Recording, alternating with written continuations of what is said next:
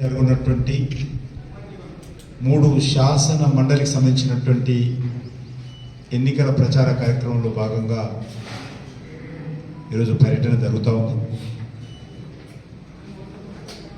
Bharatiya Janata party 3 స్థానాలలో కూడా నేరుగా పార్టీ అధికారపూర్వకంగా పోటీ చేయడం జరుగుతూ ఉంది.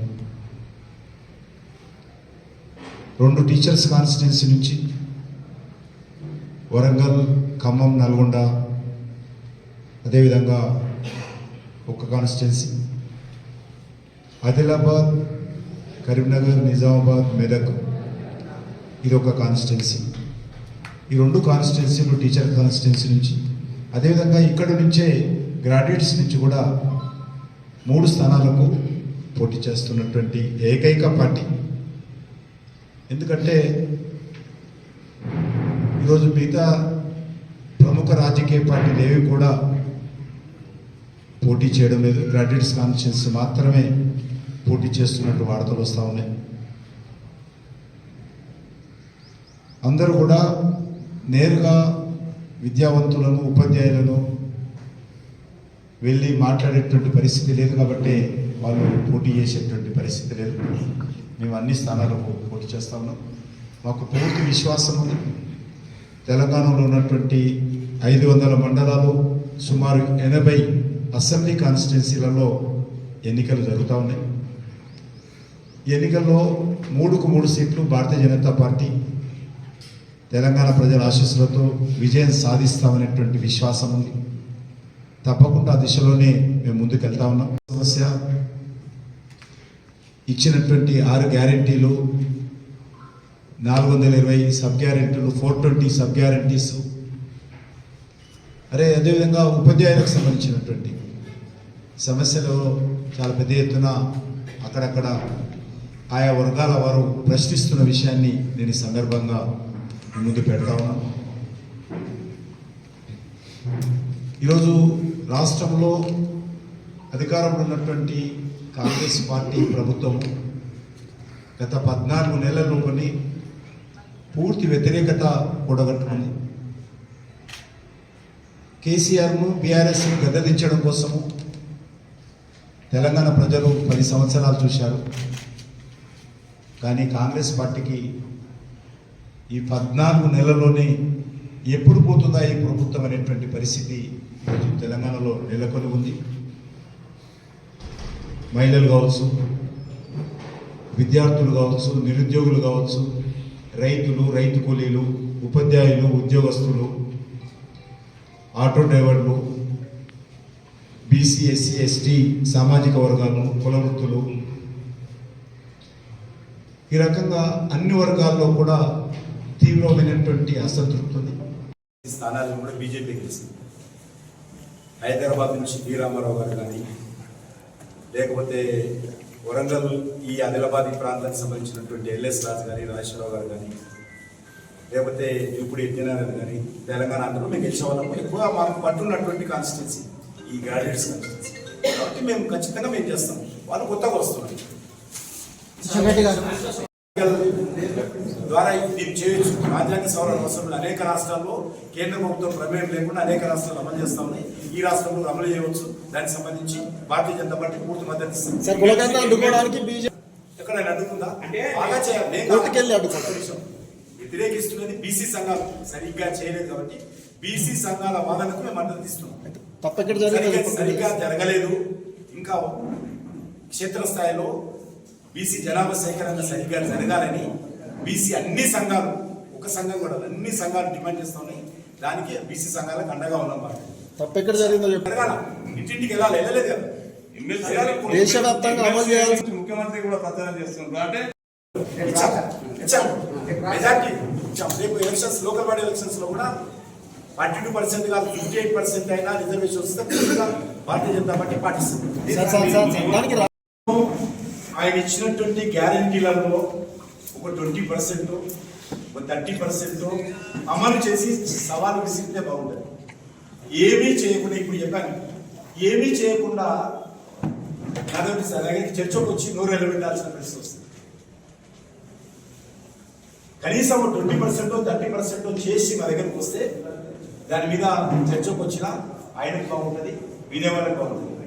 ఆయన ఇచ్చినటువంటి ఏ గ్యారెంటీ కూడా అమలు చేయలేదు.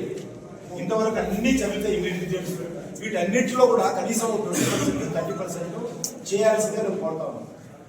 ఆయన ఇచ్చినటువంటి 6 గ్యారెంటీలు ఈరోజు హైదరాబాద్లో వ్యాపార వర్గాలు కానీ, రియల్ ఎస్టేట్ కంపెనీలు కానీ, లేకపోతే కన్స్ట్రక్షన్ కంపెనీలు కానీ, ఫార్మా కంపెనీలు కానీ తెలంగాణ వదిలిపోదామనేటువంటి పరిస్థితి వచ్చింది. అధికారంలోకి వచ్చిన తర్వాత కాంగ్రెస్ పార్టీ నాయకులు బిల్డర్లను బెదిరించి మాకు ఫ్లోర్ మాకు ఇచ్చేయండి, లేకపోతే మీకు క్లియరెన్స్ రాదు, యూనివర్సిటీ సర్టిఫికెట్ రాదు, ఆక్యుపెన్సీ సర్టిఫికెట్ రాదు, బెదిరిస్తున్నారు. అక్రమ కేసులు పెడతా ఉన్నారు, నోటీసులు ఇస్తా ఉన్నారు. ఫార్మా కంపెనీలను బెదిరిస్తున్నారు, పొల్యూషన్ కంపెనీ ముందుకు పెట్టి ఫ్యాక్టరీలను బెదిరిస్తా ఉన్నారు. ఇది గతంలో కేటీఆర్ నాయకత్వంలో బెదిరింపులు చేస్తే ఈరోజు రేవంత్ రెడ్డి గారి నాయకత్వంలో ఈ బెదిరింపులు జరుగుతాయి. ఎన్నికల్లో కూడా ఆలోచించి తెలంగాణ భవిష్యత్తుకు భారతీయ జనతా పార్టీకి అనుకూలంగా ఓటు వేయాల్సిందిగా గ్రాడ్యుయేట్స్ కాన్స్టిట్యున్సీ నుంచి అంజలి గారు, టీచర్స్ కాన్స్టిట్యున్సీ నుంచి కుమరన్న గారిని ఇద్దరిని గెలిపించాల్సిందిగా ఓటు సెలవు తీసుకుంటున్నారు. పార్టీ ఆ దిశలో ముందడుగు వేస్తుంది. తెలంగాణలో ఎప్పుడు ఎన్నికలు జరిగినాయి, ఎందుకంటే ఈరోజు కాంగ్రెస్ పార్టీ 3 రాష్ట్రాల్లో అధికారం ఉంది. హిమాచల్ ప్రదేశ్ కానీ, కర్ణాటకలో కానీ, తెలంగాణలో. ఈ 3 రాష్ట్రాలు ఎప్పుడు జరిగినా కూడా కాంగ్రెస్ పార్టీ ఘోరాతి ఘోరంగా పెద్ద గాడి గుడ్డు వస్తుందని ఎప్పుడు ఎలక్షన్ జరిగినప్పుడు. ఢిల్లీలో చూసాం 2014లో పార్లమెంట్ ఎలక్షన్ జరిగినప్పుడు గాడిద గుడ్డు, 2017లో అసెంబ్లీ ఎలక్షన్ జరిగితే గాడిద గుడ్డు, 2019 పార్లమెంట్ ఎలక్షన్స్ లో 1 సీట్ రాలేదు, గాడిద గుడ్డు. తర్వాత 20లో అసెంబ్లీ ఎలక్షన్ జరిగితే గాడిద గుడ్డు. మొన్న పార్లమెంట్ ఎలక్షన్స్ లో 1 సీట్ రాలేదు ఢిల్లీలో. మళ్ళీ శాసనసభ ఎన్నికలు జరిగితే 1 సీట్ రాలే గాడిద. దేశం అంతా కూడా ఒకటి తర్వాత ప్రభుత్వాలు కూలిపోతుంది. బీజేపీ గెలిచిన రాష్ట్రాలు మళ్ళీ గెలుస్తూ వస్తాం. గోవాలో 3 సార్లు వచ్చాం, గుజరాత్లో 6 సార్లు వచ్చాం, మధ్యప్రదేశ్లో 3 సార్లు వచ్చాం, మహారాష్ట్రలో 3 సార్లు వచ్చాం,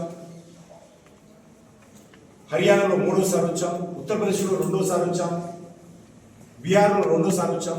ఈ రకంగా అనేక రాష్ట్రాలలో కూడా, ఉత్తరాఖండ్లో 2 సార్లు వచ్చాం. అనేక రాష్ట్రాల్లో కూడా Bharatiya Janata party north east లో మా ఎన్డీఏ ప్రభుత్వం వరుసగా అన్ని ప్రభుత్వాలు గెలుస్తూ వచ్చాయి. అస్సాంలో కూడా 2 సార్లు వచ్చాం. కాబట్టి మా ప్రభుత్వాలు మేము డబుల్ ఇంజన్ సర్కార్ చివరి దశ ఉద్యమం వరకు వాళ్ళు కీలక పాత్ర పోషించారు. నిరుద్యోగులు కానీ, విద్యార్థులు కానీ, ఉద్యోగస్తులు కానీ. కానీ వారి సమస్యలు కూడా ఈరోజు ప్రభుత్వం నిర్లక్ష్యంగా వివరిస్తున్న విషయాన్ని ఈ సందర్భంగా నేను మనవి చేస్తున్నాను. అందుకే ఏదైతే ఈ రాష్ట్రంలో బీఆర్ఎస్ ప్రభుత్వం పోవాలి, మార్పు రావాలని కాంగ్రెస్ పార్టీ ఎన్నికల్లో ఈ యొక్క 6 గ్యారెంటీలతో 420 సబ్ గ్యారెంటీలతో ప్రచారం చేసింది. మార్పు కాంగ్రెస్ తోటి వస్తుందని ప్రచారం చేసింది. మనకు గత అనుభవం కూడా ఉంది. గతంలో కాంగ్రెస్ పార్టీ ఉన్న గ్యారెంటీ ఉండేది. విద్యుత్ కోతలు, ఎరువుల కోతలు, అనేక రకాలు ఉండేవి. మరి ఈరోజు మార్పు అయితే వచ్చింది. ముఖ్యమంత్రి మారాడు, కాంగ్రెస్ పార్టీ మారింది, కాంగ్రెస్ జెండా మారింది. కానీ పరిపాలన అదే విధంగా ఉంది.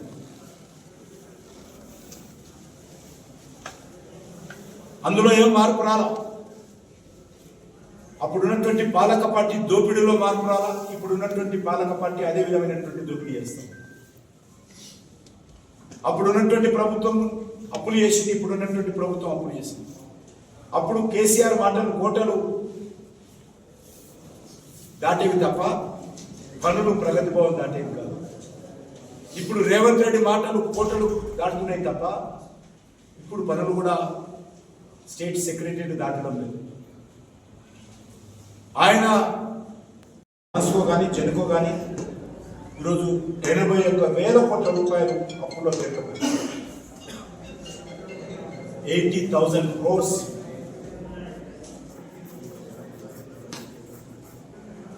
ప్రభుత్వ శాఖల నుంచి